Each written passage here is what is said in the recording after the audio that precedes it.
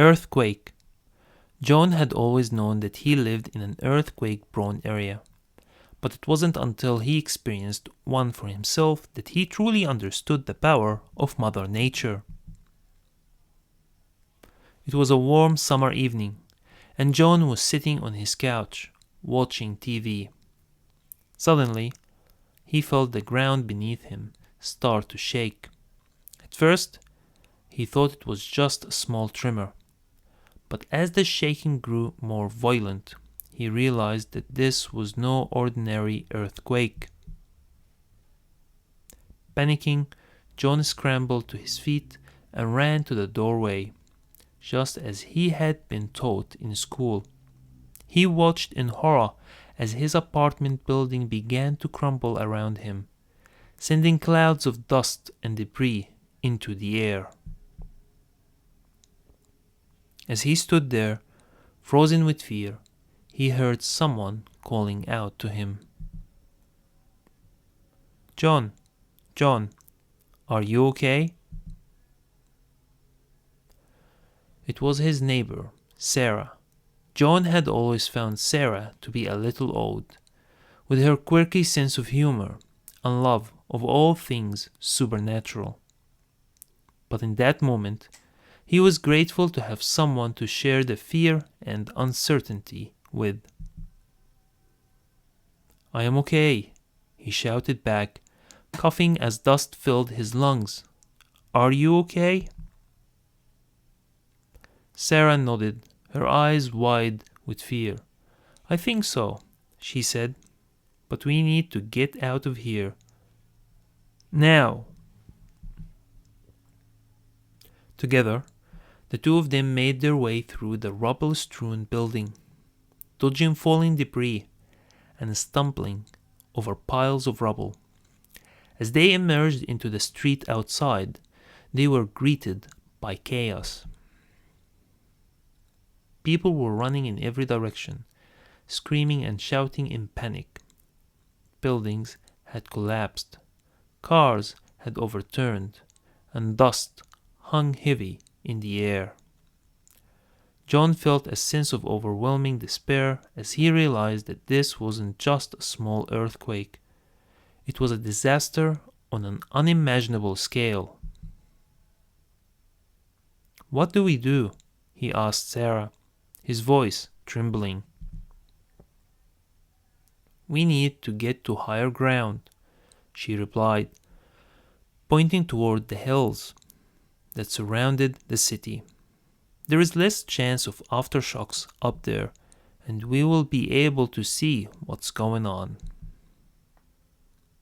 Together, they set off towards the hills, dodging falling power lines and clumps of debris as they went. John's mind was racing as he tried to process what had just happened. He had always thought of earthquakes as something that happened to other people, but now he was right in the middle of one. As they reached the top of the hill, John looked out over the city. It was a scene of devastation. Buildings had collapsed, roads had crumbled, and fires raged unchecked. It was like something out of a disaster movie. But even as John watched in horror, he realized that there was something else happening. People were coming together, helping each other in any way they could. Strangers were offering food, water, and shelter to those who had lost everything. It was a small glimmer of hope in the midst of the chaos. Over the next few days, John and Sarah did what they could to help. They volunteered at makeshift shelters, handing out blankets and food to those in need. They helped to clear rubble and debris from the streets, and they talked to people, offering comfort and support to those who had lost loved ones or were simply overwhelmed by the the disaster. Through it all, John felt a sense of purpose that he had never experienced before. For the first time in his life, he felt like he was making a difference, even if it was just a small one. And as he looked around at the people who had come together in the face of tragedy, he realized something else. He had always thought of himself as a solitary person, content to live his life in his own little bubble. But now he understood that he was part of something much bigger. He was part of a community, a group of people who cared for and looked out for each other. It was a realization that filled him with a sense of warmth and belonging. As the days turned into weeks, life slowly began to return to normal. Buildings were repaired, roads were reopened, and people started to rebuild their lives. But for John, things would never be quite the same. He had seen the power of nature and the fragility of human existence. He had seen the best in people and the worst. And through it all, he had discovered a strength and resilience within himself that he never knew existed.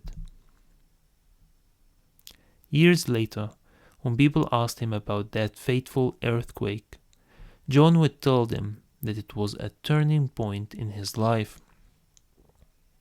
It was a moment that forced him to confront his own mortality and to reevaluate what was truly important. And even though it was a terrifying experience, he was grateful for it. Grateful for the lessons it had taught him, and for the way it had brought him closer to his community and to himself. But most of all, he was grateful for the sense of purpose it had given him. A purpose that he would carry with him for the rest of his life. The end. Thank you so much for watching. If you enjoyed this video, please do not forget to hit the like button and share it with your friends and family. And if you haven't already, be sure to subscribe to our channel for more content like this. We'll see you in the next one.